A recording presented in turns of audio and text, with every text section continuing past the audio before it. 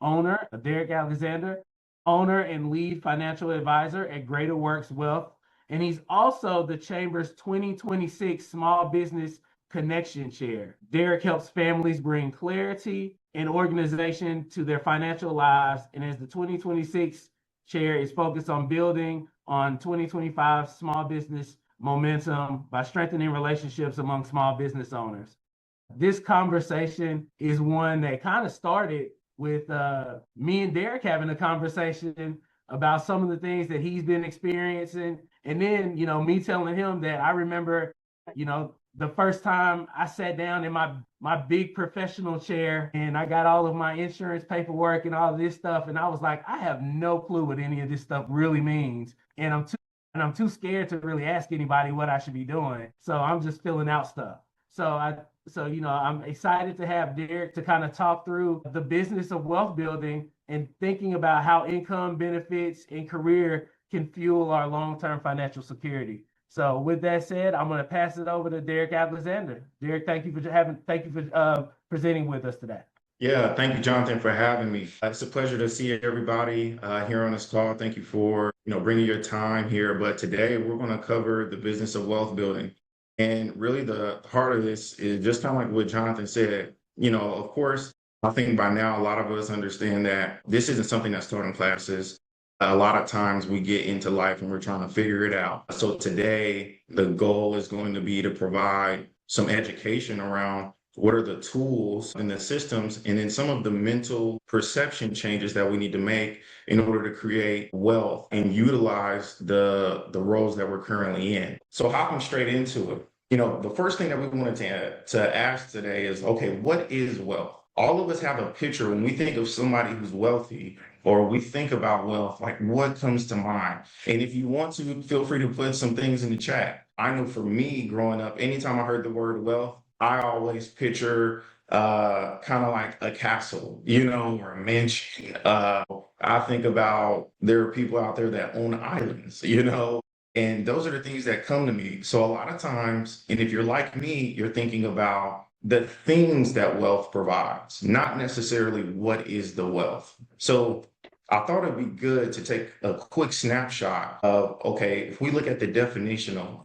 plentiful supplies of a particular resource, okay? And then let's say we're at our jobs, we have our income. So let's say this bucket is our income. We have what we're spending, and then we have what's left, right? We call that the surplus. What wealth building is taking our surplus and saving that over longer periods of time. That is what wealth is. Oftentimes in a book that I like to also reference is, if you haven't read The Psychology of Money, it's a great pickup, because what it talks about is the difference between being rich and being wealthy. Rich by definition means the amount we can spend.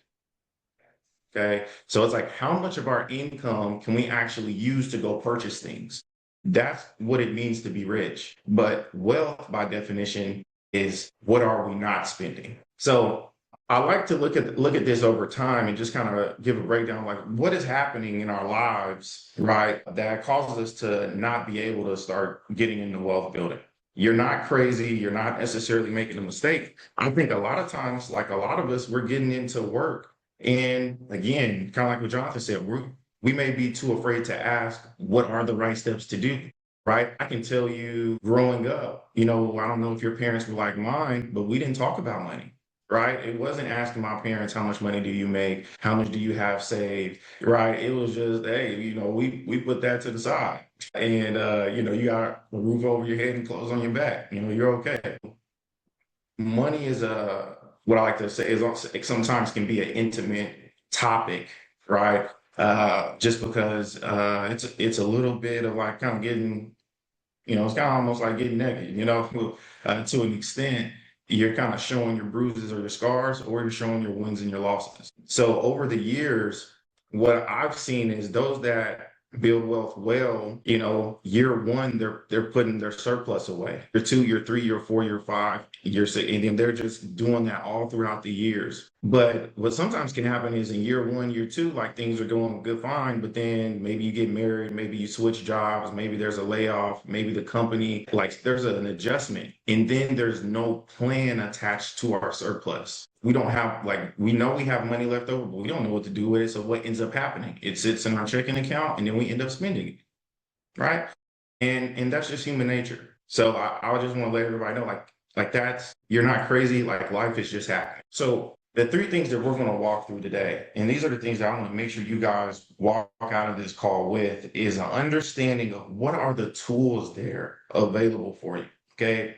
And we're going to walk through some common questions that I get in prospective meetings that I think pretty much land with everybody. So what are the tools out there? How do we use these tools to implement the systems of wealth building? That way we're not always dependent upon our willpower. And then mentally, what is the perspective or mental changes we need to make in order to sustain those changes? So the first tool that we want to start using is we need a tool to actually figure out what is our goal, right? Why are we doing this? And I like to use three questions. If you've never done this before, is we need to ask the question, where are we today? And you can see that here on this barbell. Where are we today? Then we need to ask our questions, where do we want to go? And then the gap in between is going to be, how do we get there? But oftentimes, and I sometimes I work with like high school youth, and just trying to help them get to, understand like, hey, what is college like? Like, what are goals like? But that's usually the hardest part, is getting them to think a little bit ahead, right? Of like, okay, how do I get past? Like, I go from thinking week to week, day to day, month to month, to now I got to ask a question about, where do I want to be 3 years from now, 5 years from now, 10, 20, right? And once we start throwing those objectives out there, trying to get them to use their vision, right? Sight without your eyes, that's when we can start getting into setting some goals. So starting with that first question, where are we today? How many of us, and feel free to raise your hands, feel like budgeting is like a harsh word? Sometimes I even cringe. I'm an advisor, and it's like, okay, we need to go look at the budget. And it's like, nobody wants to go look at a budget. We might want to know the things that a budget provides, but it's almost like a painful word now because of how much is being used. What I'd like to introduce is, instead of using the word budget, what we're really looking for is cash flow curiosity. We just want to know, where is my money going? Right? I'm just wondering. All right. Let's turn it more into a curiosity thing rather than something that you kind of feel like, I gotta have my CPA license to go and do. Right? Budgeting is really just going to be about understanding what are we doing with our money, to uncover what are the things that we're saying are valuable to us. So we're asking ourselves the questions, where are we today? Where do we want to be? Starting with that first question, we need to understand, where are we today? Instead of using that word budgeting, we're looking for some curiosity around, where are our funds going to? Then once we understand where our funds going to, and we start asking ourselves, where do we want to be? Now we're establishing a goal, and we're all going to have different goals. You're going to have short-term goals. You're going to have intermediate goals, and you're going to have long-term goals. And this is something I like to draw up for clients, because oftentimes this question may come up. I want to buy a house, or I'm looking at buying a new house, but I don't know, like, what should I do with the money in the meantime? Meanwhile, you may read books, or you may watch TV, or you might see, on social media that are talking about 10-year holds, right? About your 401k or your Roth or your IRA. But based on your goal, I like to break them down like, hey, if you need this money within 1 to 5 years, liquidity is really the biggest thing that we're after. So that's going to look like cash, CDs at the bank, high yield savings, money market accounts. If you got kids, or there's somebody that maybe have, like, that you got medical expenses each year, the HSA for your company is a great place to park some money. The funny thing about this slide is, oftentimes the 1 to 5 year and the 10-year get taken care of. Why? It's usually because we know we need a little bit of cash, but then you get into your employer, or maybe you establish a 401k plan, and you're putting in your company match. Okay. This 5 to 10 year window, it's usually centered around income. So oftentimes from clients we work with, it's usually a conversation about how do we diversify our income streams, or how do we expedite getting to what I like to call work optionality, choosing when and where we want to work, or if we want to work at home. This 5 to 10 year bucket is almost, for some of our clients, we call it an opportunity fund, where we may be looking at brokerage accounts. You may be looking at real estate. 29 plans, if you have kids, are also another space for where these funds can go. And then for some people, it may be also looking at alternative investments, where you might be looking at like private equity or venture capital. But that's where that 5 to 10 year bucket, it's money that we don't necessarily want locked up for, 10, 20 years or for retirement, but we want to have access to it, but we also want it to grow, right? Because we don't need it in 1 to 5 years. That's where this 5 to 10 year kind of tranche comes from. And then your 10 year bucket, kind of like I touched on briefly, that's going to be more like your long term. You're looking at your retirement. So that's going to be your 401k, your Roth, your traditional IRAs, and some people use insurance products. But I like to think that this is a good way to start looking at your once you get your goals established, where to park your dollars. The next thing is, what's the order, right? So now we have our goals, and let's say our goal is to buy a house, but we also have all these thoughts in our heads like, well, I know I should be saving for retirement. I know I should be, know I should have my life insurance. I know I need to do wills and trust, right? All those things are also there in your brain, in your mind. So what's the order that we could go about doing this? So I like to draw this pyramid, and we really have 3 phases. One is wealth preservation, the second is wealth creation, and then the third is wealth distribution.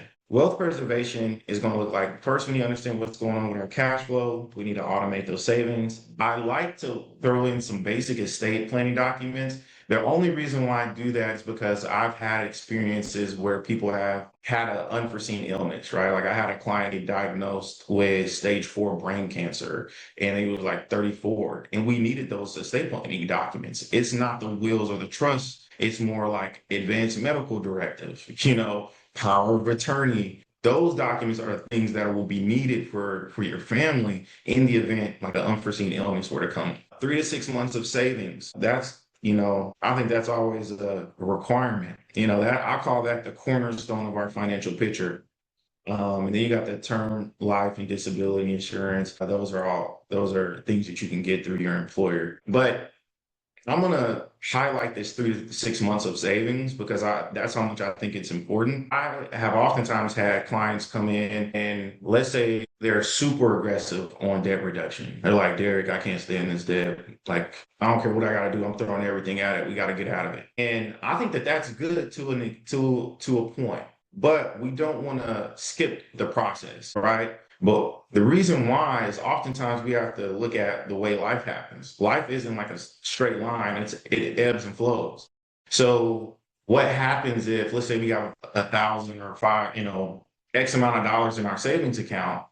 In this scenario, let's just say it's $1,000 in our savings account, but then we're dumping every other dollar into our debt reduction. Okay, but what happens when the car catches a flat, or the transmission goes out, or our roof has a leak and we got to repair the roof, or our AC unit goes out at our house? Those are all things that are probably more expensive than $1,000, and we're trying to change that perception from using our debt as our savings account to an extent, right? So when those things happen, now our debt, our credit cards, our loans, like that is our savings. That's the only way we're going to be able to pay for that.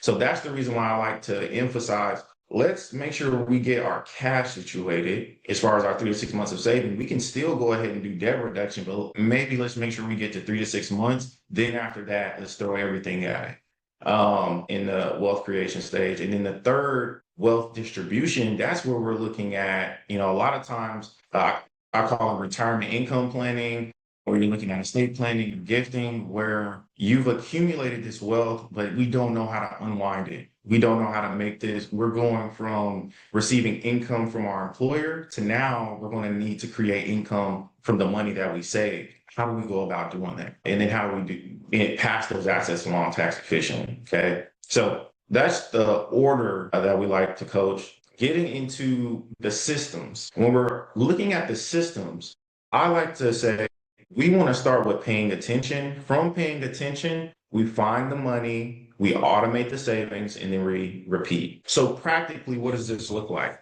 When we say pay attention, that's going to be us, right? Our cash flow curiosity. But a lot of times, what we're going to need to do is schedule that for with ourselves if we're doing this on our own.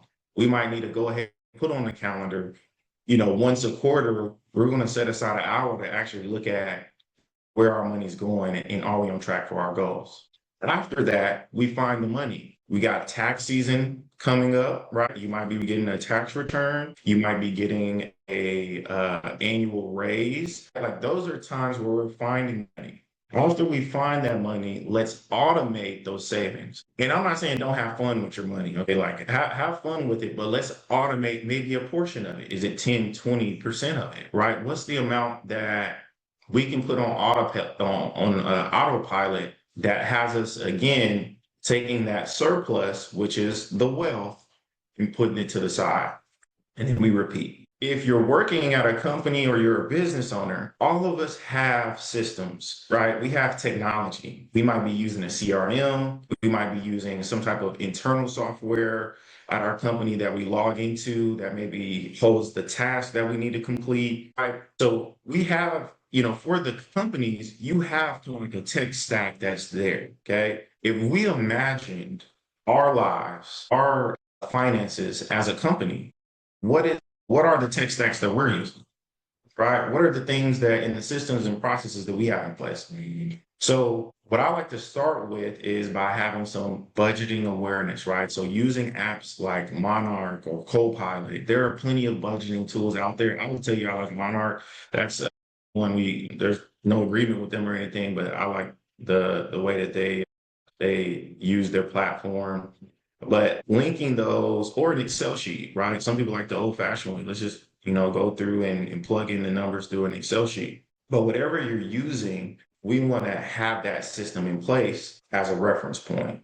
The next thing is going to be the automation factor. So now we have our awareness. How do we move to automating these things? A lot of times you can do that with your bank. You also have tools out there that are called robo advisors that you can use called Wealthfront, Fidelity, or if you're somebody who works with an advisor, that's something that your advisor should be able to implement. I saw Jonathan raise his hand. Go ahead. Derrick, this has been great. I wanted to take a second to pause and see if anybody had any questions up until this point, but also if you could kind of highlight and talk about why you suggest like using apps like Monarch or Copilot to visualize that. What's the benefit of that, and how does that make a difference in how you actualize some of the things that you've already talked about? Yeah, great question. The biggest thing is where we spend our money is a direct reflection of what we value. So it's when you use a budgeting tool that visualizes, that shows you where you're putting your money, that's showing you where your values are as of today. Okay. Now, I think it may be different than what we say we value. Okay. So let's say I value wealth or, being financially independent. I value time with my family, experiences, right? Going out of the country and things like that. But when you start getting into a budgeting tool that tracks your expenses, and I can speak personally, I can tell you my family, based on where we spend money, values Chick-fil-A. Like we value some Chick-fil-A, like it's up there, for a quick snack. It allows you to see where is my money going and is that in alignment with my actual beliefs, and if they are unaligned, they give you direct feedback in showing you how you are aligning them over time. Right. How you are saying, okay, well, let's say I value wealth building. Well, my savings has gone up, right? I went from saving, $250 to $500, like it can show you that you're making updates. And I think that's one of the biggest indicators, because if we're flying blind, right, and we don't know where our money's going, right? Then we don't know how to make adjustments either, right? We'll just be kind of basing it off feeling and touch, but that won't necessarily lead to a system. Does that help, Jonathan? No, it definitely does. And and as somebody who's recently gotten Copilot to kind of do some of these things off of my Microsoft, off of my struggling to use Excel, I will tell you it makes a tremendous difference in just being able to see it quickly, analyze it. I almost feel like I'm a financial advisor or something like that. Like when I'm looking at it now, I might not know what to do with it after I look at it, but at least I know where my money is going. Yeah, that's the first step. That's the first step. I think, technology has made it very possible, to cover a lot of the things that it takes to build the foundation of wealth. Okay. Um, so yeah, that's why I think, getting a budget, I think that's like step one is how do we get aware? Then step two is moving it to automation. And step three will be, right, implementing the long-term wealth options, right? So at your employer, if they're using Fidelity, Empower, Capital Group, like that's their 401k vehicles or HSAs, like making sure that we're plugged into those because those are very easy for us to implement and low-hanging fruit from a system standpoint. Any other questions? Yeah. Okay, so I saw in the chat. Are there any other questions, Jonathan? No, I think you can keep going. Okay. Then, so now that we have the systems that we're putting in place, I think now this is going to be more of the perception, right?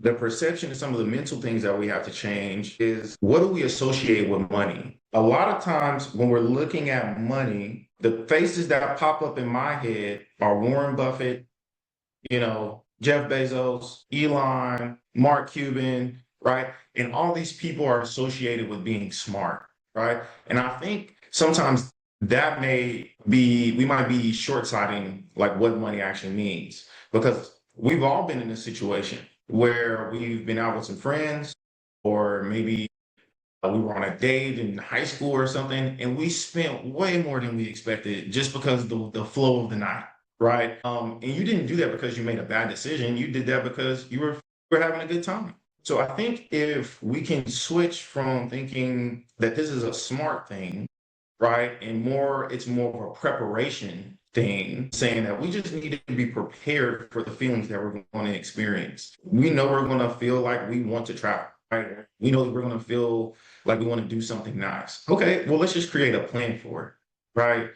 I know that I feel like I'm going to need to support my family. Great, let's plan for it, right? The feelings are the things that are going to drive the use of the money, right? The better that we can control those feelings and plan for them, the better decisions we can make. Also, it's looking at, I call this like the algorithm versus real life. If we look at just the way life occurs, if I just looked at my life or I looked at some of my clients' life, earlier in life, let's say in my 20s, I didn't have a lot of money. I had a lot of energy. I had a lot of time and I had a lot of attention to direct towards things, right? Now, let's say I'm married and I have 3 kids and a little bit further in my career, I got more money, but I got less energy. I got way less time and my attention needs to go get directed to a lot of different spaces. So as that occurs, if you wake up and you could be working and being successful in your career for 10, 20 years and wake up and say, man, like I feel like I haven't moved, I haven't gone anywhere financially, really, or maybe I haven't reached the spaces I thought I would. And it's not because you made the wrong thing, it's just this is the way life happens, right? Our money may go up, but our energy, time, and attention may go down. And then meanwhile, you got the algorithm showing you like, hey, like life is this perfect straight line, but this is really what life is. It feels like a big old storm that we gotta again unwind and put some systems around. So that's what leads me to, I won't say our last slide, but I think this is our last slide on the psychology and perception. You got to give yourself some more grace. You got to be willing to continue to try. There was a book I read.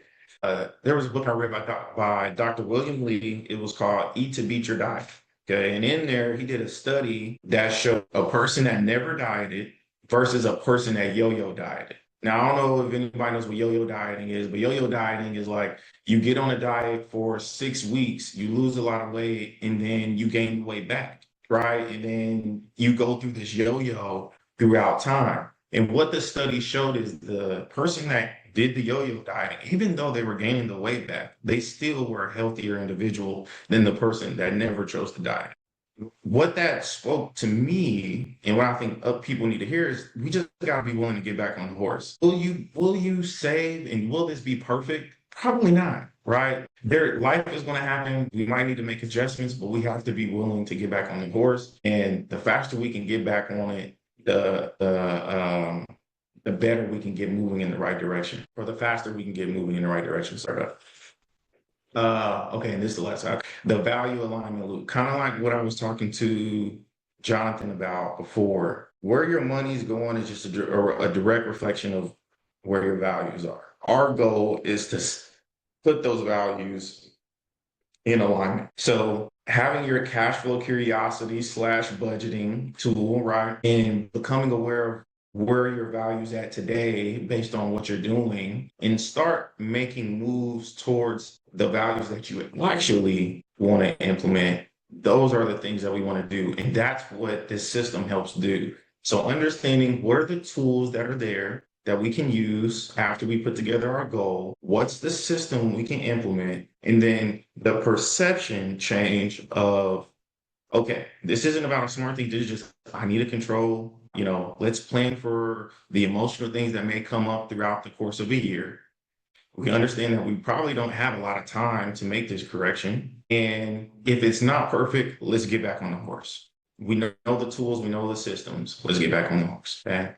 So if you're walking out of today with action items, and let's say you're starting from zero, okay, what will put you on the path of building wealth? Step one would be download an app or a tool for your budgeting tool, okay? Step two would be opening a savings account or high yield savings. Step three would be automating an amount of money that if you're starting off, if it's $10, or if it's $10,000, right? Start with something that you wouldn't feel. And sometimes the way I think about that is I think about how many times I go out to eat in a week, right? How many times do I let $20 to $30 go out of my hand? Well, okay, if that's the case, $30 a week, that's, it's $80, $100 a month. That could be a good place to start.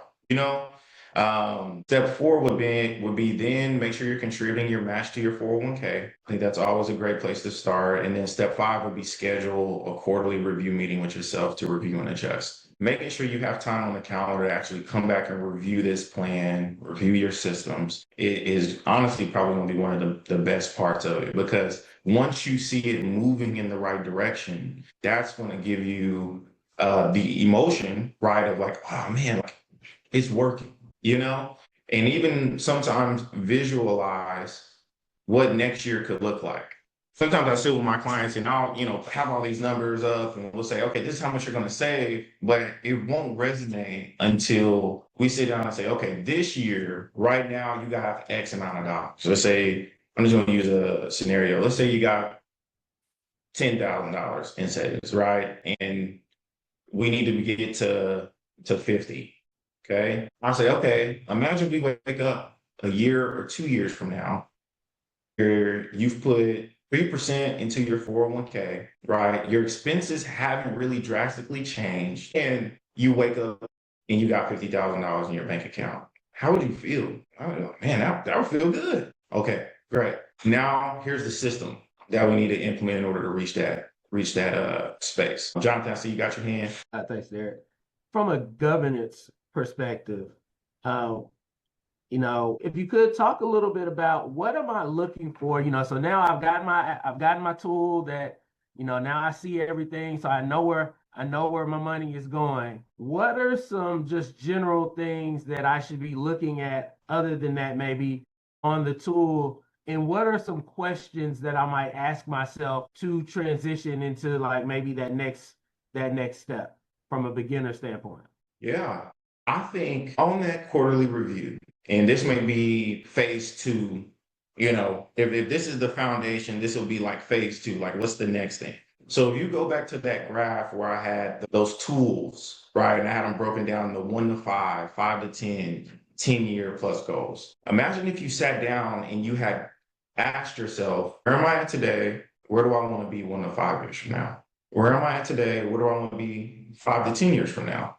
Where am I at today? Where do I want to be 10 plus years from now, or when achieving retirement? And then attach those answers to those goals, right? So you say, okay, 5 to 10, 1 to 5 years from now, I want to have a new house and I want to have my 3 to 6 months of savings. 5 to 10 years, I want to have the ability to go buy an investment property. And then like 10 years from now, I want to be on track for retirement. During that quarterly review, I would sit down, I'd look at that budgeting tool, and I'd say, okay, that's your system, right? Like that's your process. Okay. Based on the system right now, I have money going towards my 401k. I have money going towards my savings, and I've got some money going into this housing fund. Check. Right. 10 years from now, I want to be in a position to have a property. I opened a brokerage account that I'm funding. Okay. I'm working towards that. Check. And then 10 years from now, I got my 401k and we're saving. Okay. Now, what I would say is, am I on track for that? A lot of times, a lot of these 401k plans, if you log in, they'll show you how much income you're estimated to have, once you retire. So you could use that as a reference. Okay. Now, what I would say is at some point in time, what ends up happening when this is becoming really successful is people start wondering, well, what can I do with the rest of this money? Or what's some tax mitigation strategies? Or what other tools are out there that are available? And there are other tools and there are other strategies out there. But I think, like you said, from a beginning standpoint, if you're sitting down and you're setting those quarterly reviews, you're going through that checklist of saying, okay, am I still working or on track towards these goals? And then also, be mindful that life is going to happen in between each quarter, right? So you're going to have to make an adjustment. So what adjustment do I need to make? Or what's a stumbling block that maybe happened during that time? I'll wrap this. One thing that I like to do with clients when we're going through like their budgeting tool is you can break the tool down into like, okay, how much did you spend? Like how much came in this year? How much was spent? And you look at it on a yearly standpoint. Then you can break it down quarterly. Then you can break it down monthly.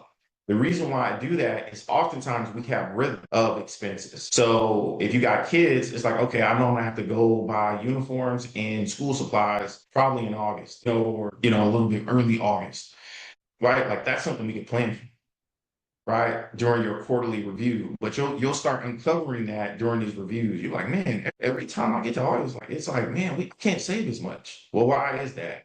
Then you start taking notes. Oh, well, the kids start school. Okay. Then you get to December and you're like, okay, we got holidays, we got Thanksgiving, we got Christmas. Okay.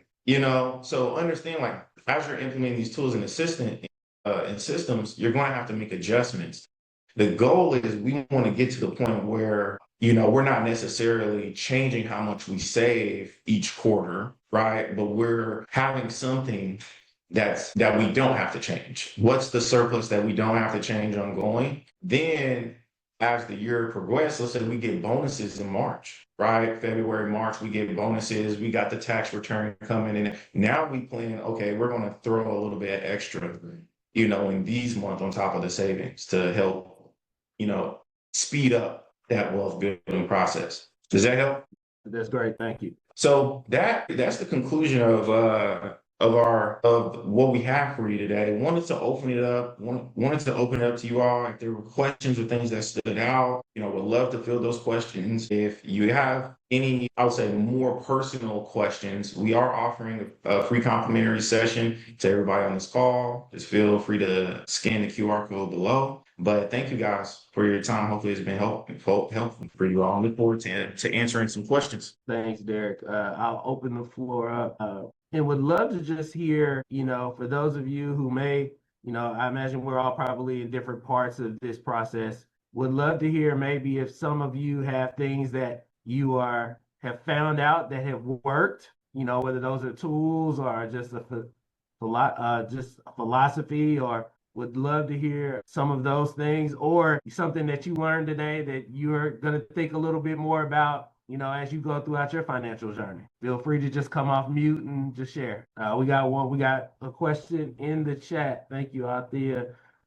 These question is, what advice would you give to teens looking to start saving and building wealth, before they begin working, even in a part-time situation? To teens? Teens, yes. Oh, okay. For teens, I think it's going to be based on what are their goals, what's awesome. So it's kind of asking that question, in the 1 to 5, 5 to 10 or 10 plus years, like where do you want to be? And what I would say is like layer it. Of course, investing is going to be so important. I think, that's one of the things that when you look at Warren Buffett's wealth, again, this was written in the book, The Psychology of Money. I think at the time he was writing a book like it was like I think Warren Buffett was worth like 8 billion or something like that. But what they said was of that amount, 7 billion of it came after he was 50. And what it spoke to was the importance of compound interest because he had been investing since he was a teenager. Now, of course, he bought and sold company. He was doing a couple of different things to get his return as well. But the importance is if you can start investing as soon as possible, and don't touch it. You're pretty much. I mean, I won't say guaranteed, but you're taking a great step towards building wealth. But for a teenager, just depending on their situation, are they paying for college? Are they going to college? Or do they want a car? Is this something they want to put away maybe for buying a house? Those are the things that I think would be good questions. And I always would say it's not bad to kind of fund each area. So I think when I was a teenager, I was, sweeping hair at barbershops, cutting yards, and then I got a job at Subway. And let's say my Subway check was like $200 or $300 a month. All right, if that was this kid's situation, I would tell him probably, just based on what his goals, if I had like a rough estimate, I would say, hey man, save $100, put it in cash or high yield savings, put $100 up into a brokerage account. And then, since he doesn't have income, he can't necessarily open a Roth IRA or something. But I would tell him to then create something that he's probably not going to touch until he's 50 or 60, and just have that automated from a savings standpoint. That way he's building up options. So if he wakes up 4 years from now, he'd have um, what, $4,800. He had $4,800 in cash. He had $4,800 invested in a brokerage account, and he had $4,800 that'll continue to work for him for the next 20 years. That would kind of be one way I would think about it. Thank you for that, Derrick. And one of the things that is Derrick and I kind of had this conversation about what this would look like is understanding that there are probably a multitude of things that you can learn in this type of a conversation. So one of the things we're going to do is this is part one of a conversation, and we're going to have Derrick come back to kind of dive into kind of the next step of what this looks like from a knowledge-based perspective, but also just getting used to just practicing and having and given an opportunity to kind of sign up for some of these tools and to kind of think through this a little bit more. Because one of the things that comes up often in a question that I ask is, hey, I went to college because they said that's why I needed to go to be able to make money. Back in the old days before everybody just could be an entrepreneur or whatever, or just watch YouTube. Then I got into it. Now I'm like, all right, now what am I supposed to do, right? Like now I'm here. What am I supposed to do? So now understanding and kind of taking that to the next level of some of these conversations is what we're hoping to do by being able to record this, sharing it with our peers, with family members or people who might be of interest in like recognizing some of these things and being able to kind of grow on some of the opportunities that may be in front of them. So this will be on all of our chamber stuff. We'll put it on chamber YouTube and things of that nature. So be on the lookout for that. And again, we appreciate Derrick for having his hand. Derrick, your hands raised. So go right ahead. I was just say, just looking at the call, I think the only other thing I'll probably bring up, and again, I think this may be a part of like option two, would be like employer stock options, right? Like if you're somebody that has employer stock options, like that's something depending on what your vesting schedule may look like, that's something that definitely has some unique planning ramifications around it and how to optimize it. So what I'll say is kind of to Jonathan's point, like this is kind of, the first stage of planning. Step two is where you kind of get into more of the attractive things when you're talking about investing or employee stock options and tax mitigation strategies. Like that, those are where those things get implemented, but those things are null and void if the foundation's not laid, because we'll just have to rip them up if the foundation's not there. So I just wanted to share that. For sure. Thank you, Derrick. And in addition to obviously, Derrick is a resource.